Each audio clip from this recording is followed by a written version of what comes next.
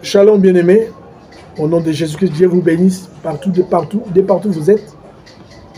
C'est encore le docteur Dieudonné Tchamanga, à partir de la chaîne Chams TV. Abonnez-vous bien-aimés, afin que vous ne puissiez pas rater nos prochaines émissions. Que Dieu vous bénisse en Jésus-Christ. Je vous passe mon numéro de téléphone, 243 89 89 35 59. Si vous avez des questions, faites-les nous les parvenir. Ou écrivez-nous sur WhatsApp, parce que ce numéro-là, c'est un numéro WhatsApp aussi.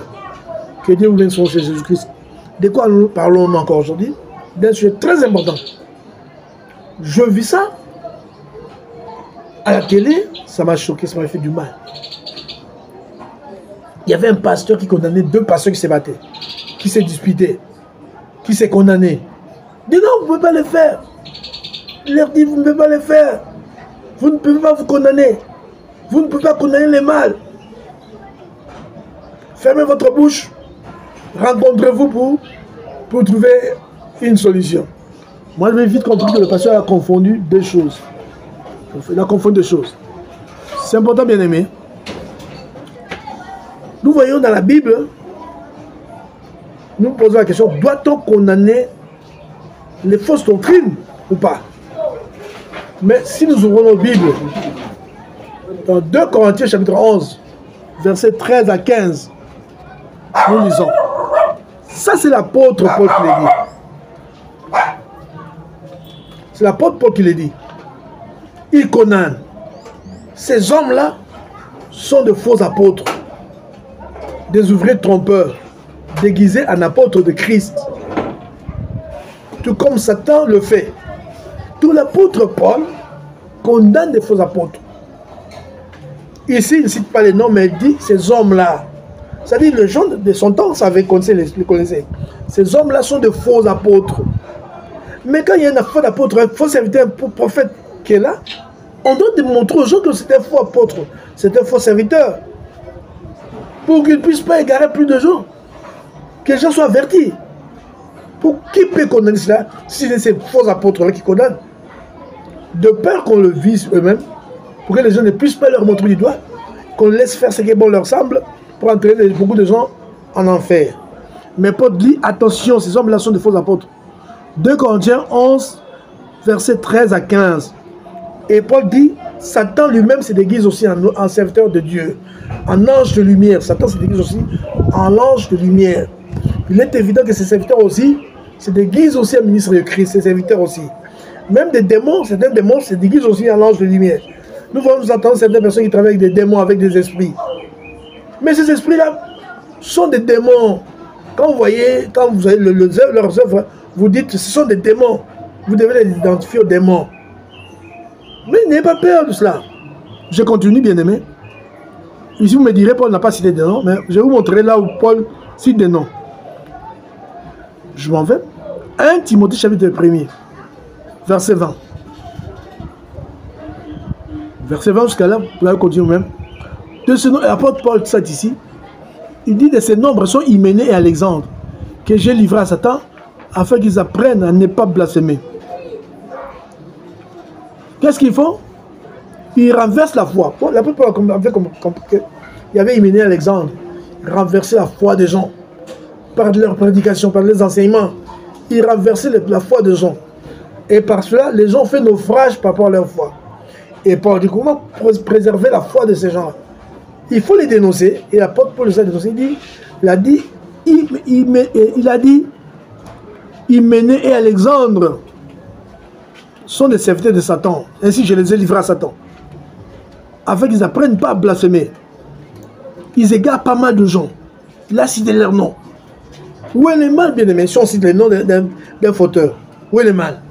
Il faut aviser les enfants de Dieu, non?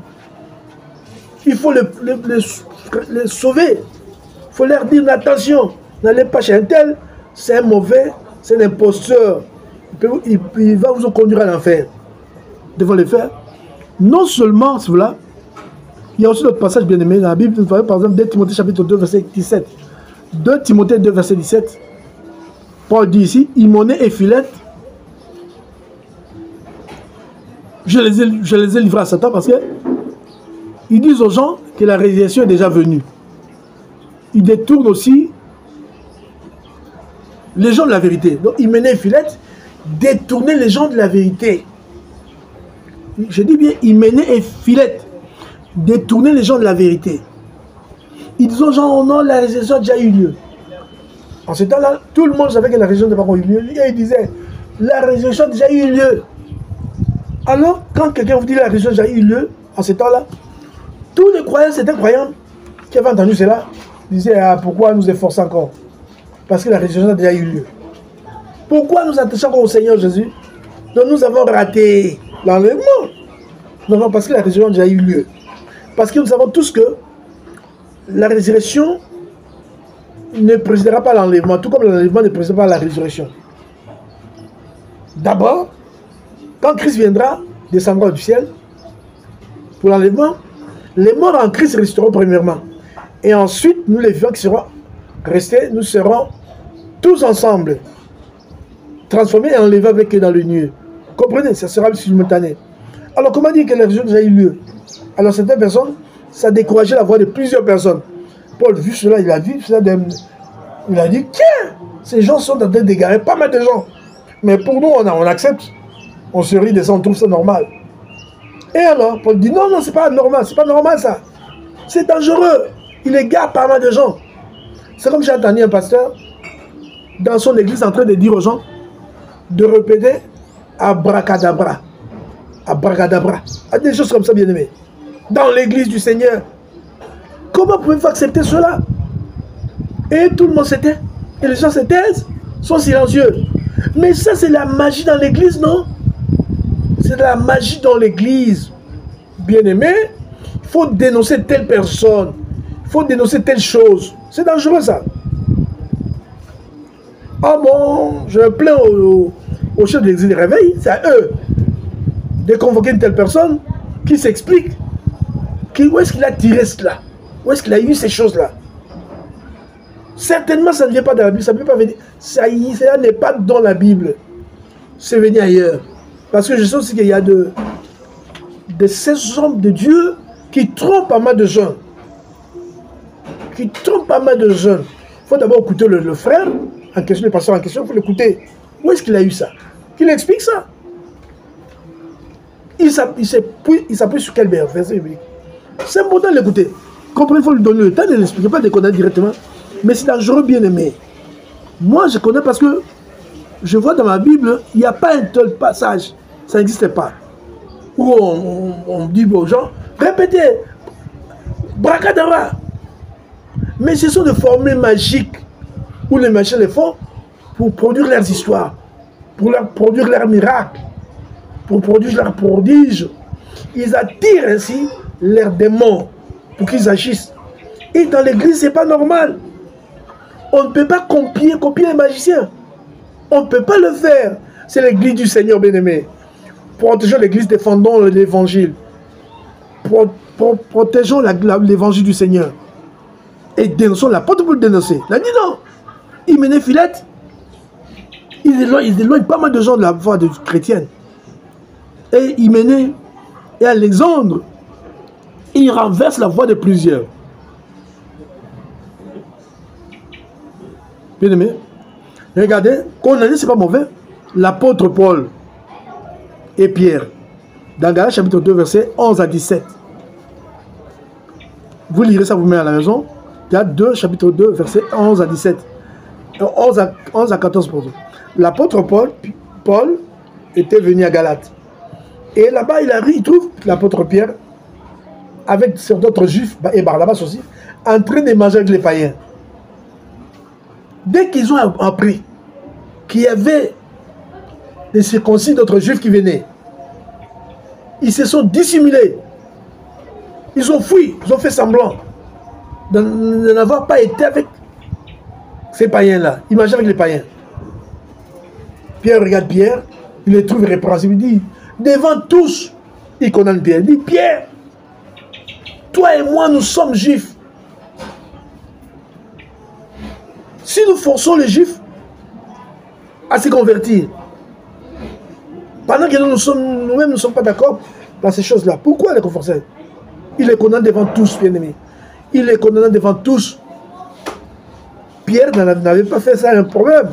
Au contraire, un jour, il voit la sagesse que Dieu avait donnée à Paul, l'apôtre Paul. Certainement, Paul l'avait ramené dans le droit chemin. Contrairement à nous autres, si on vous condamne comme ça, on vous reproche comme ça, vous mettez en colère, vous cherchez même à détruire, à tuer la personne, à mettre le bâton dans le roues de la personne. C'est ça, l'homme africain. Vous voulez aller en enfer, qu'on vous laisse faire. Continuez avec vous, soit là pour aller en enfer. Non, bien, des fois, nous comprenons pourquoi certaines personnes commettent des erreurs. Des fois, ce n'est pas eux, ce sont des anciens, plus anciens qu'eux, à qui c'est confié. Et ces gens-là, ils ont induit en erreur. Le poussent dans la magie, sans qu'ils le sachent qu'il est dans la magie. Bien aimé, nous devons dénoncer ces choses-là. C'est notre responsabilité de dénoncer ces choses-là. Nous devons le faire, bien aimé. Dans 1 Timothée chapitre 5, verset 20, l'apôtre Paul continue. Il dit, ceux qui pêchent, reprends-les devant tous, afin que les autres éprouvent de la crainte. Il dit, ceux qui pêchent, reprends-les devant tous. Il ne dit pas ici entre vous deux. Ceux qui pêchent publiquement, il faut le reprendre devant tous. Parce qu'il a péché devant tous, il faut le reprendre devant tous. Parce que quand quelqu'un se met devant la chair, il annonce des doctrines étrangères. Que voulez-vous qu'on fasse? C'est devant tous. Si vous les reprochez seul, les gens qui l'avaient entendu ne sauront pas qu'il a été reproché. Ne sauront pas que ce qu'il avait fait là était mauvais. Qu'est-ce qu'il faut? Paul dit, il faut les reprocher devant tous, afin que tous éprouvent de la crainte. Paul dit ceci, il dit à Timothée, je te conjure devant les anges élus d'observer ces choses sans prévention et de ne rien faire par faveur. Ça c'est différent avec les problèmes de conflit dans Matthieu 18, verset 15 à 17, auquel ce passage là fait ses références. Ça c'est un problème de conflit entre deux personnes différentes, deux personnes, entre toi et moi, on peut avoir des conflits, ça c'est à nous. Mais quand ça engage toute une communauté, l'église du Seigneur, la foi de gens, c'est sérieux. Mais quand c'est un malentendu entre deux personnes, là, tu appelles ton frère à côté, tu le cherches le ramener dans le droit chemin. Si tu refuses, alors tu feras appel à l'église. Et la Bible dit même quand tu as fait appel à l'église, il n'écoute pas l'église, à ce moment-là, vous pouvez le considérer comme païen. Mais le cas ici dont nous parlons, ce n'est pas un problème de conflit, c'est un problème d'enseignement erroné, enseignement démoniaque, diabolique. Ce sont de fausses doctrines dans l'église du Seigneur Jésus. Ce sont des pratiques occultes. Pratiquer la magie, ce sont des pratiques occultes auxquelles l'église ne peut pas observer bien. Mais l'église ne peut pas faire pratiquer la magie. Actuellement, il y a même la magie. Et tout ça parce qu'on veut faire des miracles. On veut obtenir des réponses à nos requêtes. Alors il faut maintenant recourir même à la magie. Non, c'est comme si le Seigneur est pauvre. Le Seigneur riche, c'est lui le tout-puissant. S'il ne le fait pas aujourd'hui pour toi, il le fera demain. Attends ton tour. Patience. D'ailleurs, s'il ne le fait pas, c'est son problème. Il le fera, comme il l'a dit dans sa parole. Soyez patients, bien-aimés. Ne nous précipitons pas, ne forçons pas les choses. Regarde, Abraham a vu forcer les choses. Dieu lui avait dit, Dieu lui avait donné une femme, Sarah. Mais elle, par contre, elle n'a pas forcé les choses. Elle est allée avec Agar. Regarde ce qui se passe aujourd'hui. Dieu a toujours raison. Quand Dieu ne te donne pas ces choses-là, bien aimé, ne vous en faites pas. Attendez votre temps. S'il ne le fait pas, d'abord c'est son église. C'est son travail, non? Les gens que nous prêchons, à qui nous prêchons la parole de Dieu, sont pour le compte de Dieu, non? Toi, attends seulement ta récompense le jour J. Ça viendra. Même en ce jour-ci, Dieu te bénit. Mais pourquoi forcer les choses? Et alors, pour forcer les choses, on emprunte même les choses de l'ennemi. Vous savez, il y a certaines personnes qui disent, non, l'ennemi n'a rien. Tout vient de Dieu. Mais la puissance que l'ennemi a, c'est de Dieu, ça vient de Dieu. Alors nous devons dépouiller l'ennemi. C'est faux, c'est du mensonge. C'est du satanisme, ça. N'osez pas dire cette chose. Ce qui est de Dieu est de Dieu. ce qui est de Satan, de Satan. Donnez à César ce qui est à César, à Dieu ce qui est à Dieu. Il y a une différence. Attachez-vous à Dieu. N'imitez pas le feu étranger pour allumer dans le temple de Dieu. Non! C'est comme Dieu est capable, il faut les esprits des démons pour allumer le temple de Dieu. Pour élever le temple. Non, non, non. Les anges de Dieu sont là, ils agiront. Bien aimé, que Dieu vous bénisse. Condamnons le mal. N'acceptons pas n'importe quoi. Ne laissons pas se faire n'importe quoi dans l'église de Dieu. Bien aimé, combattons les doctrines étrangères. Nous ne devons pas permettre cela dans l'église du Seigneur Jésus. Au nom de Jésus, que Dieu vous bénisse, au nom de Jésus-Christ. Amen. Et à la prochaine.